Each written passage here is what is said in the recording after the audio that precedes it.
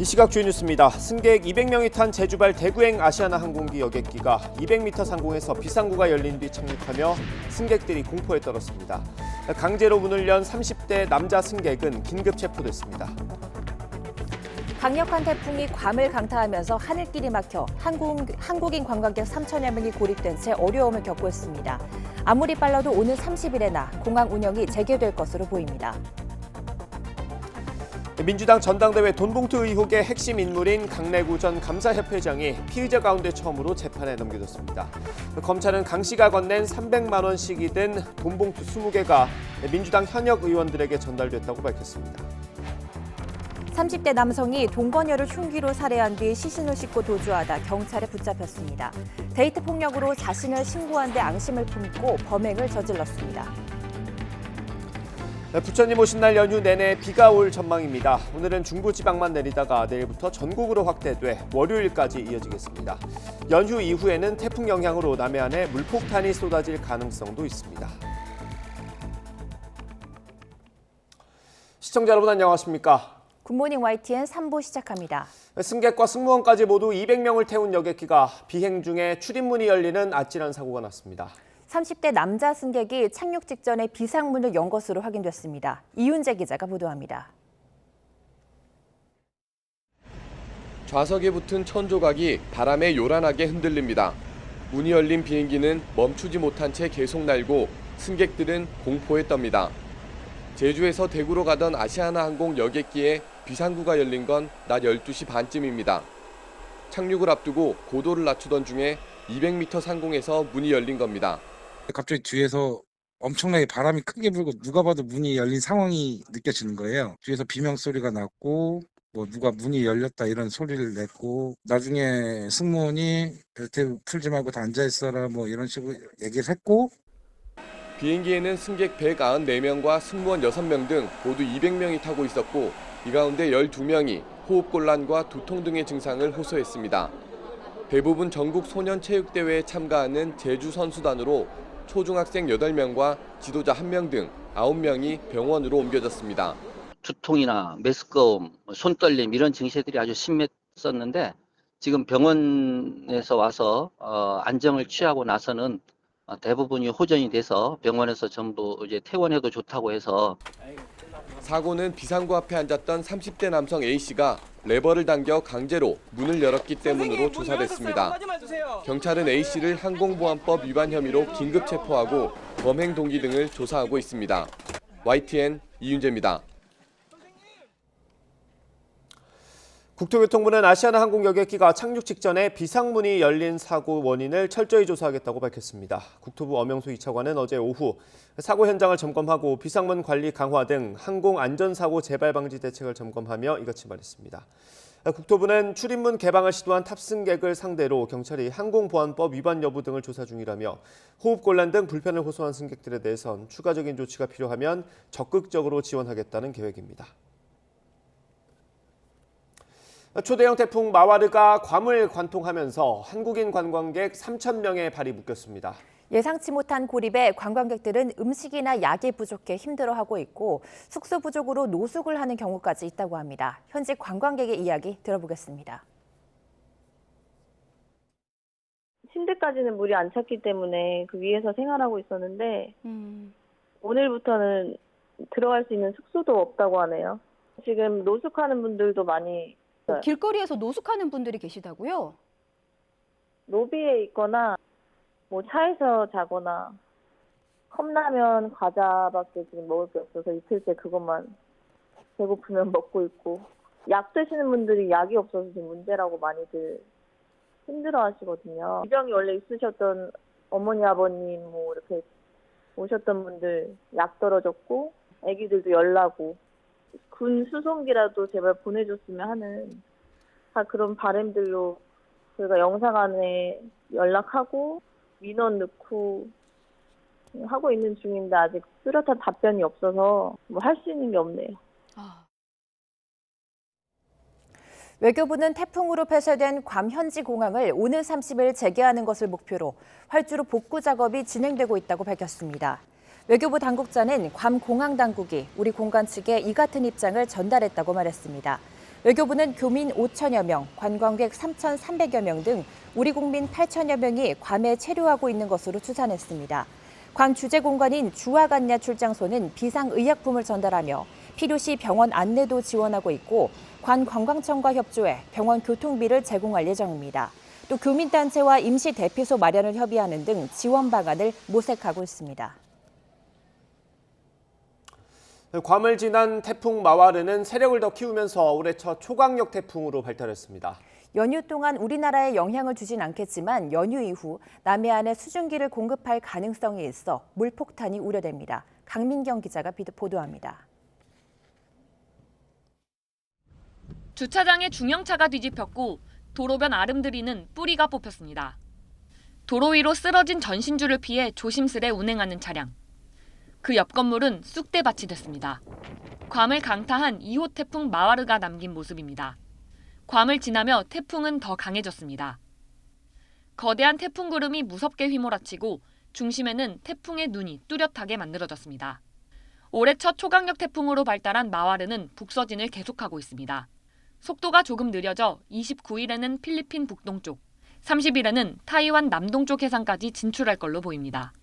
따라서 이번 연휴 기간에 우리나라는 태풍 영향을 받지는 않겠습니다. 다만 북서쪽에서 접근한 기압골이 북쪽에서 남쪽으로 움직이며 전국에 비를 뿌릴 전망입니다. 27일은 수도권 등 일부 중부지방을 중심으로 약한 비가 내리겠고 내륙에는 오후에 소나기가 내리는 곳이 있겠습니다. 일요일인 28일부터 전국에 많은 비가 내리겠고 연휴 이후 날씨는 유동적이지만 남해안에 계속 비구름이 머물 가능성이 있습니다. 이 경우 타이완 부근 해역에서 정체하며 약화하던 태풍으로부터 다량의 수증기가 남해안 비구름에 공급될 수 있습니다.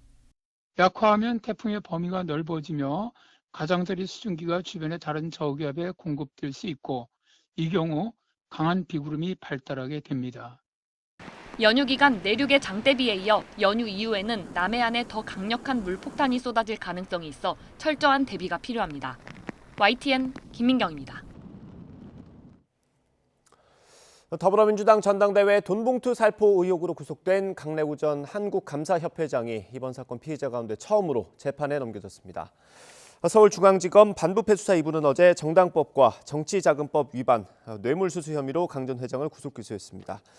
강 전 회장은 재작년 민주당 당대표 경선을 앞두고 송영길 후보 당선을 위해 당직자들과 공모해 국회의원과 캠프 지역본부장, 지역 상황실장 등에게 9,400만 원을 살포하는 데 전반적으로 관여한 혐의를 받고 있습니다. 현역 의원들에겐 300만 원씩 담긴 봉투가 20개가, 지역본부장과 상황실장들에겐 50만 원씩 담긴 봉투 28개와 40개가 각각 전달됐다는 게 검찰의 수사 결과입니다. 같은 사건으로 구속영장이 청구된 무소속 윤관석, 이성만 의원에 대한 국회 체포동의안 표결은 다음 달 12일 본회의에서 이뤄집니다. 여야는 어제 이 같은 내용의 6월 임시국회 의사 일정에 합의했습니다. 민주당은 돈봉투 의혹으로 탈당한 윤관석, 이성만 두 의원 체포동의안 표결에 대해 자율투표 방침을 정한 걸로 알려졌습니다. 민주당 원내 관계자는 다음 달 12일로 예정된 두 의원 체포동의안 표결은 다른 이전의 사례처럼 의원 각자 판단에 맡기기로 했다고 전했습니다. 체포동의안은 재적 의원 과반 출석에 출석 과반이 찬성하면 통과됩니다. 가상화폐 투자 논란으로 김남국 의원이 잠행을 이어가는 가운데 국민의힘은 연일 이 의혹을 부각하고 있습니다. 민주당이 당 차원의 대응은 자제하고 있지만 친명계 일각에선 엄호 분위기가 여전합니다. 나혜인 기자의 보도입니다. 국민의힘 자체 진상조사단은 가상화폐 거래소 빗썸과 업비트 관계자들을 국회로 불러 김남국 의원의 코인 상장 정보 사전 취득 의혹을 파고들었습니다. 김 의원이 미리 정보를 듣고 수익을 낸 건 아닌지 따져 물었습니다. 가능성을 부정 1번. 그러나 2번. 개인의 일탈까지 배제하고 있지는 않다.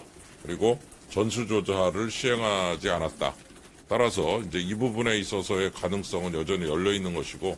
두문불출하고 있는 김 의원이 세비로 잠행쇼를 하고 있다고 비판하며 상장 정보 유출 가능성 등에 대한 해명을 거듭 압박했습니다. 국회 차원의 의원직 제명 논의도 속도를 내야 한다고 강조했습니다. 잠행쇼를 하면서도 국회의원 세비는 따박따박 받고 있습니다. 자진 사퇴하지 않는다면 국회 윤리위가 조속히 제명할 수 있도록 여야가 제명 촉구 결의안이라도 내야 할 때입니다. 민주당은 탈당한 김 의원 관련 논란에 대한 당 차원의 공식 대응은 자제하는 모습입니다. 당 안팎의 비판 여론을 고려해 오는 30일 김 의원의 징계안을 심의할 국회 윤리특별위 개최에도 합의했습니다. 다만 친 이재명계 등 당 일각에선 김 의원을 옹호하는 발언도 이어지고 있습니다. 특히 여당을 중심으로 제기된 대선 자금 세탁 의혹에 대해선 김 의원의 말을 빌려 확실하게 선을 그었습니다. 그게 사실이라면은 자기 정치권 뭐고 다 자기가 사퇴하겠다. 절대로 사실 아닙니다. 예.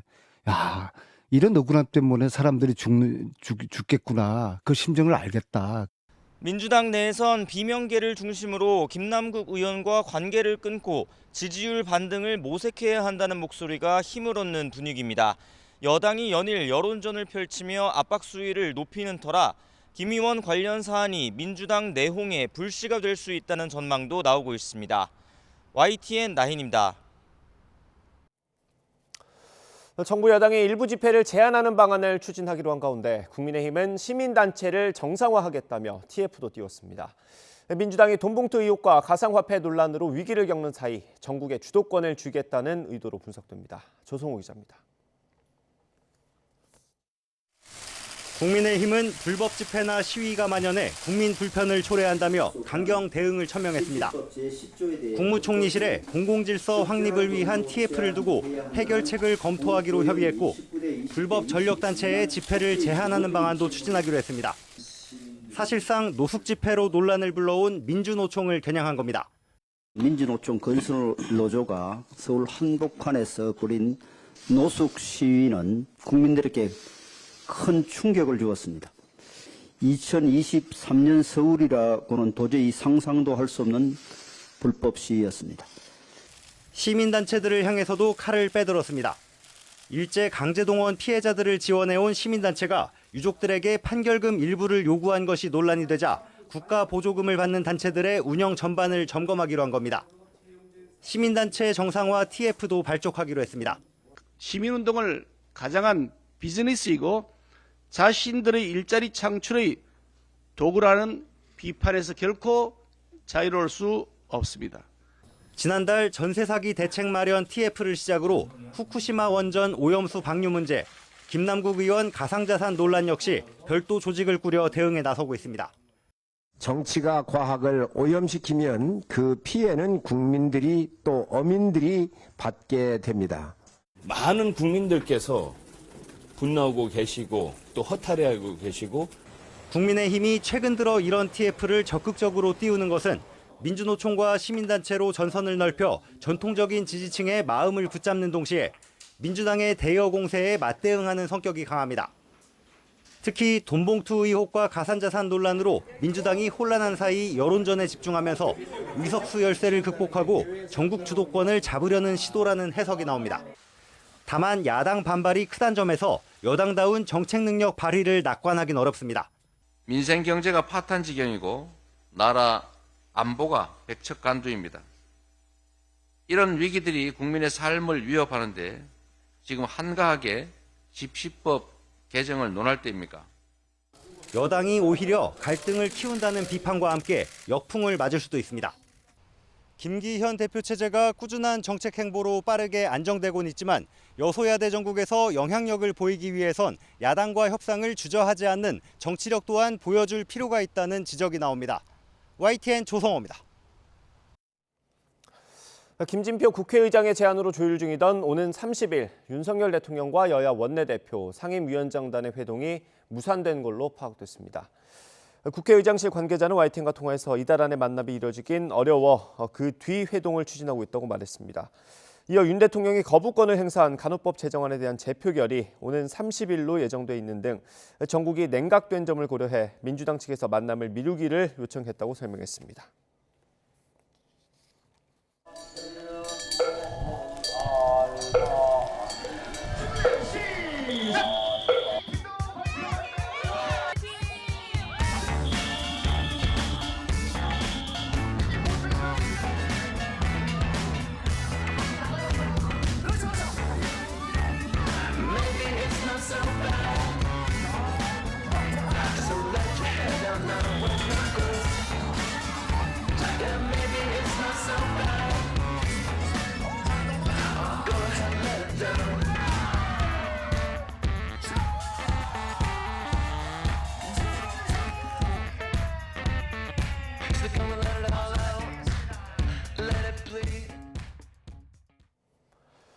오늘 부처님 오신 날을 맞아 여야 지도부가 나란히 불심 잡기에 나섭니다. 국민의힘 김기현 대표와 더불어민주당 이재명 대표는 오늘 오전 서울 종로구 조계사에서 열리는 봉축 법요식에 참석합니다. 민주당 박광원 원내대표도 조계사 법요식에 갔다가 서울 봉은사에서 점심 공양을 하고 국민의힘 윤재욱 원내대표는 지역구가 있는 대구를 찾아 동화사 법요식에 참석합니다. 김기현, 이재명 대표가 정책을 놓고 TV 토론을 하기로 합의했습니다. 이 토론을 약속하기까지 이른바 식사회동으로 신경전도 있었습니다. 화면으로 보겠습니다. 존경하는 김기현 국민의힘 당대표께서 밥 한번 먹자, 술 한잔 하자 이런 말씀을 하시는데 제가 거절을 했다는 그런 얘기가 있었습니다. 밥 먹고 술 먹는 거는 친구분들하고 하십시오. 나라 살림을 어떻게 개선할 것인지, 국민의 삶을 어떻게 더 보듬어 나갈 것인지에 대해서 지금 당장이라도 방식을 개의치 않고 언제든지 대화하겠습니다. 저는 이재명 대표가 친구라고 생각하는데 아주 가까운 친구로서 흉어물 없이 얘기할 수 있어야 국회가 협치와 대화가 잘 되는 것 아니겠습니까? 정책 토론을 공개적으로 하자는 거 적극 환영을 하고요. 다만 이제 그 방식은 TV 토론이 가장 좋을 것 같다. 그래서 대표끼리 회담은 흉얼 없이 서로가 하고 싶은 얘기를 허심탄회하게 할 수 있는 회담은 별도로 필요한 것이고 공개 토론 적극 환영하니까 TV 앞에서 공개 토론 합시다. 동거녀가 폭행 신고를 했다는 이유로 보복 살해한 30대가 경찰에 붙잡혔습니다. 데이트 폭력 신고를 당한 지 2시간 만에 동거녀를 살해한 30대가 동거녀에게 보복하려고 살해했다고 말했습니다. 서울 금천경찰서는 살인 혐의로 30대 남성 A씨를 긴급 체포했습니다. 경찰서로 압송된 A씨는 데이트 폭행 신고 때문에 보복한 것이 맞느냐는 취재진의 질문에 그렇다고 답하면서도 우발적으로 저지른 범행이라고 밝혔습니다. A씨는 어제 아침 7시 20분쯤 서울 금천구 시흥동에 있는 상가 지하주차장에서 동거녀인 40대 여성을 흉기로 여러 차례 찔러 살해한 뒤 도주한 혐의를 받습니다. 동거하던 여성을 살해한 피의자는 살해 2시간 전 교제폭력으로 경찰 조사까지 받았지만 그대로 풀려난 뒤 끔찍한 보복에 나섰습니다. 연인 사이 폭력 사건은 신고가 들어와도 가해자에 대한 접근 금지 명령을 내리기 어려운 만큼 제도적 보완이 시급하다는 지적이 나옵니다. 황보혜경 기자입니다. 피해 여성은 살해당하기 2시간 전 동거하던 A씨에게 폭행을 당했다며 경찰에 신고했습니다. 이후 경찰이 현장에 출동했고 A씨는 지구대에 가서 조사까지 받았지만 곧 귀가 조치됐습니다. 피해자의 경찰 신고가 이번이 처음이라 경찰이 A씨의 긴급 체포가 필요하지 않다고 판단한 겁니다. 피해자는 경찰의 스마트워치 지급과 임시 숙소 제공도 거부한 것으로 확인됐습니다. 하지만 피해 여성은 경찰에 신고한 지 2시간 뒤 보복을 위해 찾아온 A씨에게 잔인하게 살해당했습니다. 경찰은 A씨에게 접근 금지 명령을 못 내린 이유가 법적 근거가 없었기 때문이라고 해명했습니다. 스토킹 처벌법이나 가정폭력 처벌법은 가해자에 대한 접근 금지 등 긴급 응급 조치를 할 수 있게 규정해 두고 있습니다. 하지만 이른바 데이트 폭력으로 불리는 연인 사이의 폭력 사건은 별도 처벌법이 없어서 신고가 들어와도 가해자에 대한 접근 금지 명령을 내리기 어려운 겁니다. 현재 연인 관계일 경우 범죄 심각성을 낮게 보는 시각도 문제란 지적이 나오는데 관련 신고 건수는 갈수록 늘고 있습니다. 데이트 폭력 범죄 신고는 지난 2020년 19,000여 건에서 이듬해 57,000여 건으로 1년 사이 3배가량 급증했습니다. 데이트 폭력 범죄도 별도의 법률이 필요하다는 지적에 따라 지난해 7월 관련 법안이 발의됐지만 1년이 다 되도록 국회에 계류돼 있습니다. YTN 황보혜경입니다. 주가 조작 폭락 사건을 수사하는 검찰이 투자 자문업체 라더견 대표와 측근 2명을 구속 상태로 재판에 넘겼습니다. 서울 남부지방검찰청은 어제 시세조정과 범죄수익은리법 위반 등의 혐의로 라 대표와 측근 안모 씨 등 2명을 구속 기소했습니다. 또 범죄수익을 관리한 A씨와 매매팀을 총괄한 B씨, 투자 유치 고객 관리를 총괄한 C씨 등 핵심 가담자 3명에 대해 사전 구속영장도 청구했습니다. 라 대표 등은 지난 2019년부터 지난달까지 서로 8개의 종목의 주식을 사고 팔아 주가를 띄우는 통정 매매 방식으로 7,305억 원의 부당이익을 거두고 1,944억 원가량의 수수료를 챙긴 혐의를 받습니다. 최근 가상화폐 루네와 테라의 폭락 사태로 많은 투자자가 피해를 봤죠. 얼마 전 콕토큰이라는 가상화폐도 폭락하면서 피해자들이 속출해 경찰이 수사에 나섰습니다. JCN 울산 중앙방송 박영훈 기자가 보도합니다. 전국에서 모여든 콕토큰 피해자 100여 명이 울산경찰청 앞에서 집회를 벌입니다. 콕토큰 관련 업체 대표 등을 구속하라는 겁니다. 사기꾼을 구속하라! 구속하라! 구속하라! 구속하라!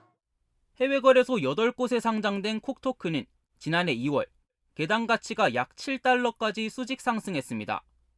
하지만 현재 가치는 0.1달러도 채 안 됩니다. 185만 원이던 가상화폐가 1년 만에 만 원으로 폭락한 겁니다. 업체 측은 국제 정세로 인한 정상적인 하락이라 설명했지만 피해자들은 통정 매매를 의심합니다. 한 달에 2번씩 3번씩 등락폭이 굉장히 크게 올랐습니다. 하루에 개옥회의를 갖다가 수십만 개씩 자기가 채굴을 했거든요.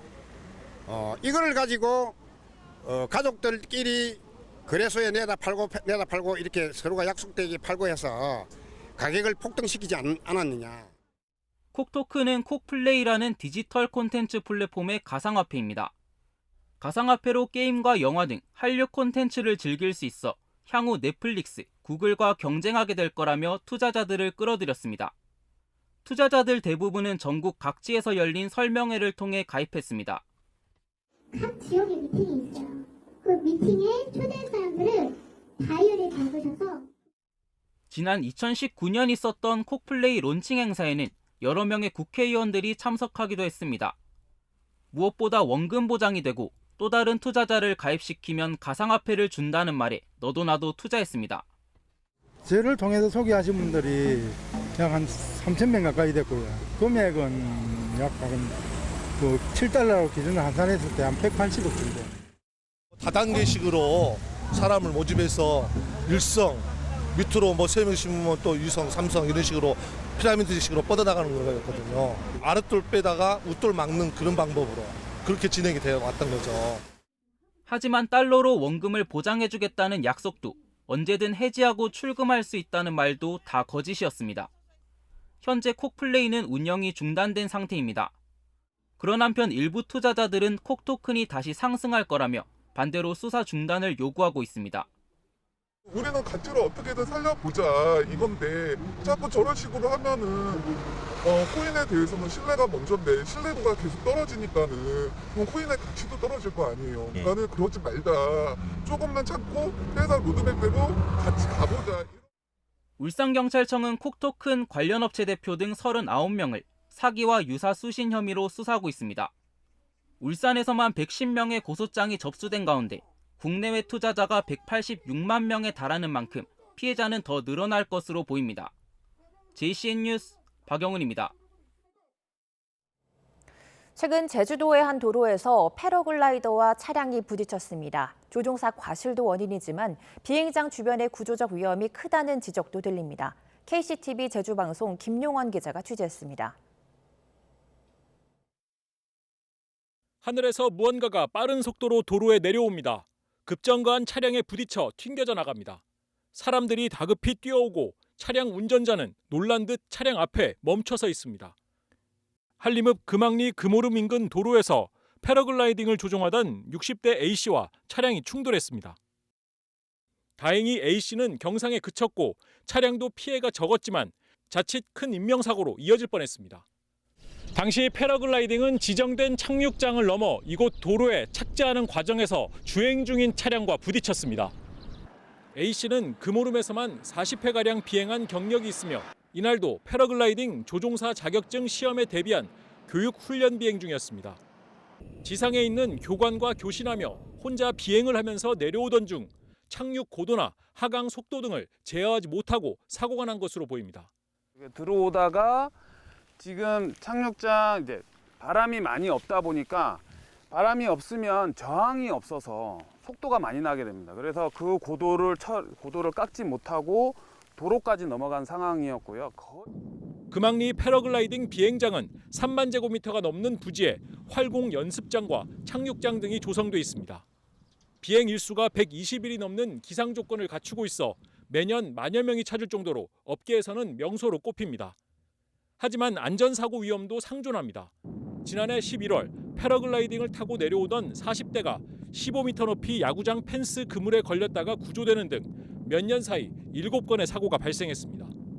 특히 활공비행장 부지에 생긴 체육시설과 펜스가 사고 위험을 키우고 있다는 주장도 나오고 있습니다. 아무래도 저 야구장의 저 펜스가 저희 고급자로서도 부담이 많이 됩니다. 그 상황에서 고도를 약간 높게 잡아버린 상황이어서 속도를 줄인다고 해도 도로까지 갈 수밖에 없었던 상황인 것 같습니다. 착륙 지점을 이탈해 도로에서 차량과 충돌한 사고는 이번이 처음으로 경찰은 과실 여부를 수사하고 항공청에서도 비행 수칙 준수 여부를 포함한 사고 경위를 조사하고 있습니다. KCTV 뉴스 김용원입니다. 한국은행이 기준금리를 3차례 연속으로 동결하면서 금리 인상기는 막을 내렸다는 시각이 지배적입니다. 하반기 경기 회복이 예상보다 더뎌질 거란 전망이 더해지면서 이르면 올해 안에 금리가 인하될 거라는 기대도 나오고 있습니다. 김지성 기자가 보도합니다. 올해 상반기 맥을 못 춘 우리 경제. 정부는 수출과 내수 모두 하반기엔 회복될 거란 입장을 유지해왔습니다. 근데 전반적으로는 상반기를 지나면서 하반기에는 상반기보다는 좀 더 나은 경기 흐름을 보일 것이다. 이것이 대체적인 전망이다. 상반기가 끝나가도록 회복을 장담할 수 없는 상태가 이어지면서 한국은행은 올해 성장률 전망을 또 한 단계 낮췄습니다. 한국은행은 우리의 경제 펀더멘탈을 좀 어렵게 바라보고 있는 것이고요. 그것의 핵심은 실은 무역 적자입니다. 우리가 내수 이야기를 많이 하지만 한국 경제는 수출의 엔진으로 돌아가고 있는데 지금 14개월 연속 무역 수지가 적자가 나고 있고요. 한국은행이 기준금리를 동결한 데 이어 추가 인상 가능성까지 열어뒀는데도 연내 금리 인하 전망이 흘러나오는 이유입니다. 연말까지 경기가 좀처럼 회복되지 않으면 특단의 부양책을 쓸 수밖에 없을 거라는 겁니다. 다만 미국보다 먼저 금리 인하를 시작하는 건 부담입니다. 다음 달 미국이 추가로 금리를 올릴 가능성도 남아있는데 그렇게 되면 한미 금리 차는 2%포인트까지 벌어지게 됩니다. 미국이 금리에 따라서 기계적으로 따라간다는 것이 아니라 미국 통화정책의 방향 자체가 국제 자본의 흐름이라든지 환율에 미치는 영향 등을 보고 움직이는 것이 좋지 않겠냐, 우리가 성급하게 내리는 것보다. 결국 국내 경기 회복 추세와 글로벌 금융시장 안정 상황을 보며 내년 상반기쯤 금리가 내려가기 시작할 거라는 게 대체적인 시각입니다. YTN 김지선입니다. 엔저 현상에 외교 훈풍까지 더해져 이른바 노제패는 옛말이 됐습니다. 주식시장도 마찬가지인데 국내 투자자들이 일본 주식을 사들이면서 일학개미라는 말까지 생겼습니다. 이형원 기자의 보도입니다. 국내 투자자들의 일본 주식 보관액이 1년 반 만에 30억 달러를 넘겼습니다. 우리 돈으로 4조 원이 넘습니다. 일본 주식에 직접 투자하는 이른바 일학개미가 급증하면서 규모가 커진 겁니다. 이번 달 들어 국내 투자자의 일본 주식 순매수액은 70만 달러가 넘습니다. 2월과 3월 매도 우위를 보였지만 지난달부터 반등해 순매수로 돌아섰습니다. 이렇게 일학개미가 늘고 있는 건 일본 증시의 가파른 상승세 때문입니다. 니케이 지수가 3만 선을 돌파하며 33년 만에 최고치를 기록한 겁니다. 일본은행의 약세 기조가 이어지고 있기 때문에 수출 기업들의 가격, 경쟁력이 부각이 되고 있습니다. 그러다 보니까 일본 기업들에 대한 실적이 개선이 될 수 있다라는 기대감이 지수 상승 요인으로. 가치 투자의 대가 워런 버핏 버크셔 해서웨이 회장이 지난달 일본 5대 상사 지분 보유를 높인 것도 일확개미 증가에 일부 영향을 미쳤습니다. 실제로 버핏이 투자한 마루베니와 미쓰비시 상사 등은 국내 투자자들이 사들인 일본 주식 10위권에 이름을 올렸습니다. 이런 이벤트성 요인 외에 글로벌 공급망 재편 등 장기적 요인도 일본 시장에 힘을 싣고 있습니다. 공급망 재편이 되게 되면은 미국의 전략적 협력국들한테도 이제 투자가 많이 갈 거고 혜택이 많이 갈 거라고 생각하는데 일본하고 미국의 관계는 공급망 재편의 중심이 있기 때문에 전문가들은 당분간 일본 증시 강세가 이어지면서 이런 움직임도 꽤 지속할 것으로 보고 있습니다. YTN 이영훈입니다. 현대자동차와 LG에너지솔루션이 미국의 배터리셀 생산을 위한 합작 법인을 설립한 가운데 공장이 들어설 조지아주는 투자를 환영하면서도 추가 인센티브는 없을 거라고 밝혔습니다. 브라이언 캠프 조지아 주지사실은 AP통신과 인터뷰에서 배터리 공장은 이미 투자가 확정된 공장 시설에 포함돼 있어서 추가 감세 혜택은 없을 거라고 말했습니다. 배터리 공장에 들어갈 43억 달러, 우리 돈 5조 7천억 원 규모의 투자는 이미 확정된 7조 2천억 원 투자의 일부라는 겁니다. 앞서 조지아주는 현대가 짓고 있는 전기차 공장에 18억 달러 인센티브 제공을 약속했습니다. 러시아가 우크라이나를 공습하면서 인명피해가 또 속출했습니다. 러시아는 본토와 점령지에서 공격을 받았다고 주장했는데 이게 우크라이나 대반격의 징후인지 주목됩니다. 김선희 기자의 보도입니다. 우크라이나 드니프로의 한 병원이 러시아의 공격으로 불바다가 됐습니다. 밤부터 새벽까지 수십 발의 미사일과 드론 공격을 퍼부으며 인명피해가 잇따랐습니다. 이번 공격은 키이우를 비롯해 드니프로와 동부 도네츠크, 동북부 하르키우까지 민간인을 대상으로 광범위하게 이루어졌습니다. Спальный район, мирный район, две лекарни, лекарня места Днепро и ветеринарная клиника. 러시아는 또 우크라이나 탄약고에 대한 공격에 성공했다고 밝혔습니다. Сегодня ночью вооруженными силами Российской Федерации нанесен групповой удар высокоточным оружием большой дальности воздушного базирования по местам хранения боеприпасов украинских войск. 러시아의 전술 핵무기는 나토 3개국과 국경을 맞댄 벨라루스에 배치되기 시작했습니다. 30여 년 만에 처음으로 러시아의 핵무기가 해외에 배치되며 핵전쟁 위기감도 고조되고 있습니다. В развитии того, что сказано было устно. Ну, нам надо было подготовить там и места хранения и прочее, прочее. Мы все это сделали, поэтому началось перемещение ядерных боеприпасов. 이런 가운데 러시아는 우크라이나에 잇따라 미사일과 드론 공격을 받았다고 주장했습니다. 러시아 관영 타스 통신은 남부 크라스노다르에 우크라이나의 드론 공격이 있었다고 보도했습니다. 만약 사실이라면 전날 로스토프 지역 미사일 공격에 이어 이틀 연속 본토를 타격한 겁니다. CNN은 남동부 자포리자도 우크라이나의 공격을 받았다고 전했습니다. 우크라이나가 러시아 본토와 점령지까지 겨냥했다면 대반격이 멀지 않았다는 관측이 나오고 있습니다. YTN 김선희입니다. 인류 역사상 최악의 비극인 르완다 대학살의 주범 가운데 한 명이 수배 22년 만에 법정에 섰습니다. 범인은 현상금 500만 달러가 걸린 상태로 이름과 국적을 속이고 도망 다녔으면서도 뻔뻔하게 혐의를 부인하고 있습니다. 이상순 기자가 보도합니다. 르완다의 전직 경찰 풀전스 카이셰마가 남아공 케이프타운의 치안판사 법정에 출석했습니다. 기소 후 22년을 도망다니다 붙잡혀온 법원에는 성경과 예수님 먼저라는 책을 들고 왔습니다.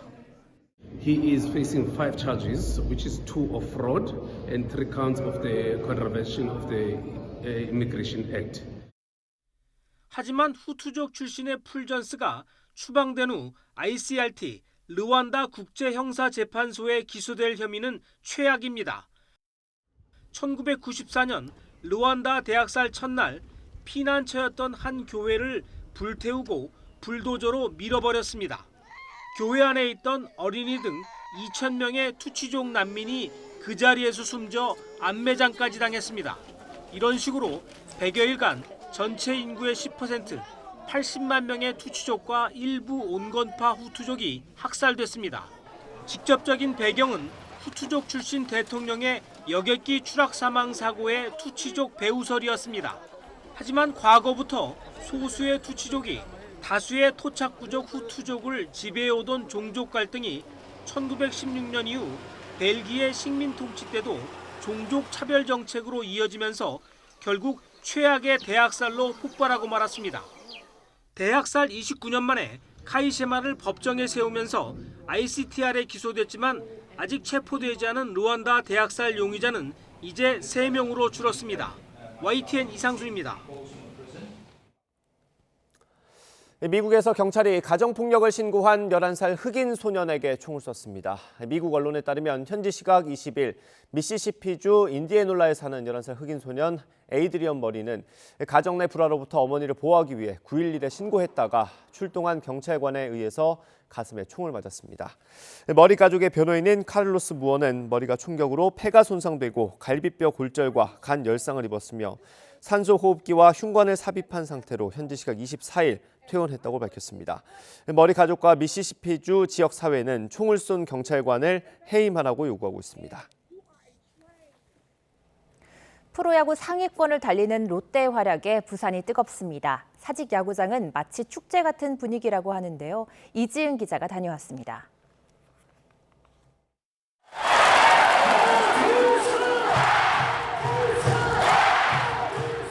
홈경기를 앞둔 부산 사직 야구장. 평일이지만 경기 시작 한참 전부터 팬들이 모여들기 시작합니다. 15년 만에 9연승을 기록하고 질 것 같지 않은 모습으로 LG SSG와 3강 구도를 굳건히 지키는 롯데. 안 그래도 야구 사랑으로 유명한 롯데 팬들은 행복한 나날을 보내고 있습니다.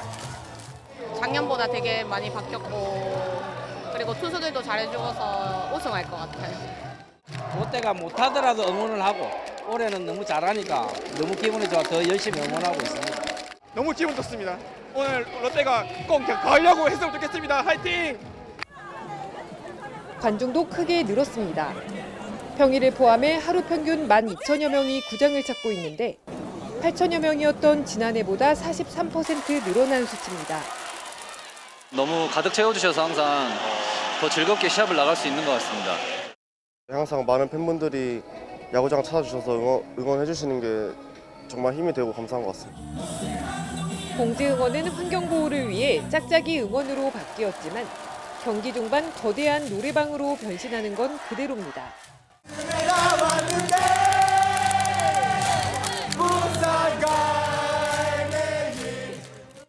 세상에서 가장 큰 노래방으로 불리는 사직 야구장이 달라진 롯데의 성적에 뜨겁게 달아오르고 있습니다. 전통의 인기 구단에서 이제는 실력까지 갖춘 강팀으로 달라진 롯데가 우려와 악재 속에 시작한 이번 시즌 프로야구 인기를 이끌고 있습니다. YTN 이지은입니다.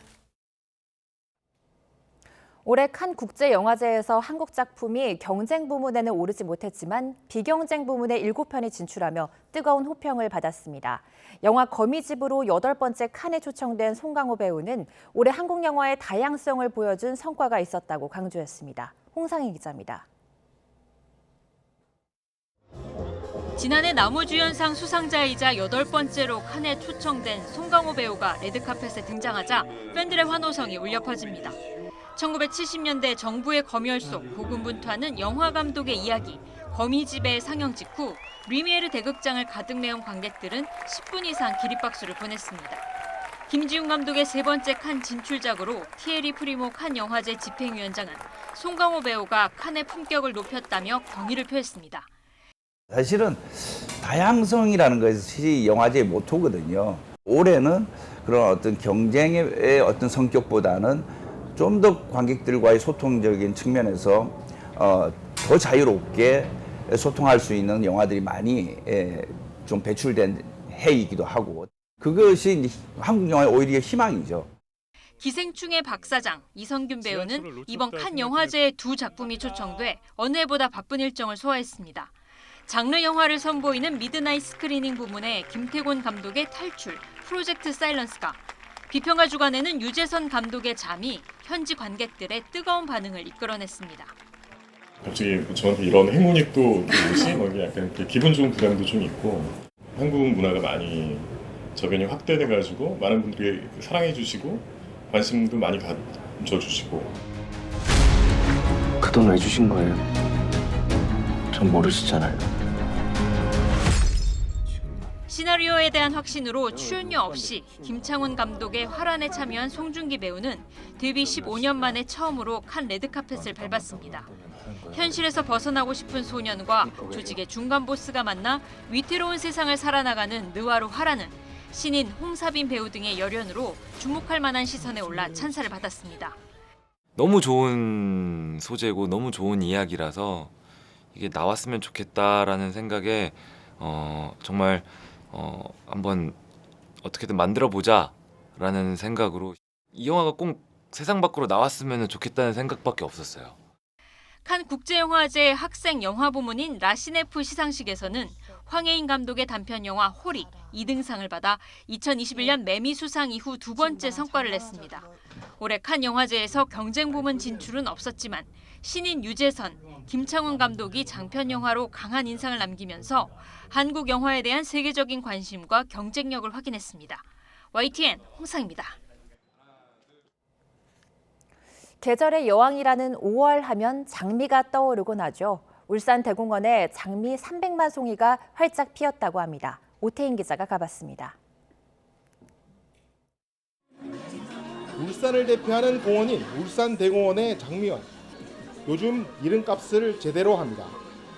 꽃 대거를 이루고 있습니다. 정열적인 붉은 장미부터 화사한 노란 장미까지 형형색색 아름다운 자태를 뽐냅니다. 공원을 가득 메운 장미는 260여 종 300만 송이. 계절의 여왕 5월에 딱 맞춰 장미 축제가 열리면서 관람객 발길이 이어집니다. 아무 기대 없이 왔는데 여기 장미도 많이 피었고 사람들도 많고 해서 기분도 좋고 이제 아이와 좋은 추억을 쌓을 수 있어서 더할 나위 없이 좋은 것 같습니다. 체험과 문화 행사도 마련됐습니다. 장미를 작은 화분에 담아 판매도 하고 장미를 소재로 물건을 만드는 공간도 준비됐습니다. 축제 기간 나흘 내내 거리 공연도 열립니다. 특히 울산 시민정원사 140여 명이 축제장 곳곳에서 장미의 특징을 소개하며 관람객을 맞이합니다. 이번 장미 축제 때 오시는 시민들이나 관광객들이 불편함이 없도록 장미 해설과 안내 그리고 이 많은 장미들을 보고 가시면 섭섭하실 것 같아서 장미 판매도 함께 하고 있습니다. 올해로 15번째 울산시와 SK이노베이션이 함께 만드는 장미 축제는 러브스토리 인 울산을 주제로 일요일까지 열립니다. YTN 오태인입니다. 기후변화와 병해충 등으로 꿀벌이 줄어들면서 양봉업계의 시름이 깊은데요. 꿀을 대신할 농가의 새로운 소득원으로 로열 젤리가 주목받고 있습니다. 김민성 기자의 보도입니다. 양봉 농가에 비상이 걸린 건 비단 어제 오늘이 아닙니다. 꿀벌을 두고 실종을 넘어 멸종설까지 나온 게 벌써 수년 전. 올해는 봄이 빨리 찾아오고 5월에 비까지 많이 내려 남부지방을 중심으로 꿀 생산이 크게 줄 거라는 우려가 현실화되고 있습니다. 작년부터 벌 폐사는 40%, 꿀 생산량은 전년도에 비해서 10분의 1도 안 됩니다. 로열 젤리는 어린 일벌이 분비하는 우윳빛 물질입니다. 벌의 세력이 얼마나 왕성한지가 관건이기 때문에 생산량이 기후 변화에 크게 좌우되진 않습니다. 여러 양봉 생산물 중에서도 대체 소득원으로 특별히 주목받는 이유입니다. 여왕벌의 먹이인 로열 젤리, 그 안에 들어있는 특정 성분이 피부주름 개선에 효과가 있다는 연구 결과도 나왔습니다. 40명을 대상으로 피부에 직접 도포하여 12주간 시험한 결과 제품 사용 전과 제품 사용 후 주름이 최대 21% 개선된 것을 확인했습니다. 식품이기 때문에 화장품 원료로 사용하더라도 비교적 안전하다는 평가도 나옵니다. 로열 젤리를 화장품 산업의 소재로서 활용함으로써 양봉 농가의 소득을 창출하고 양봉 산업에 기여하고자 합니다. 농촌진흥청은 자체 개발에 특허 출원까지 마친 기술을 화장품 산업체에 이전해 본격적인 제품 개발에 나설 계획입니다. YTN 김민성입니다.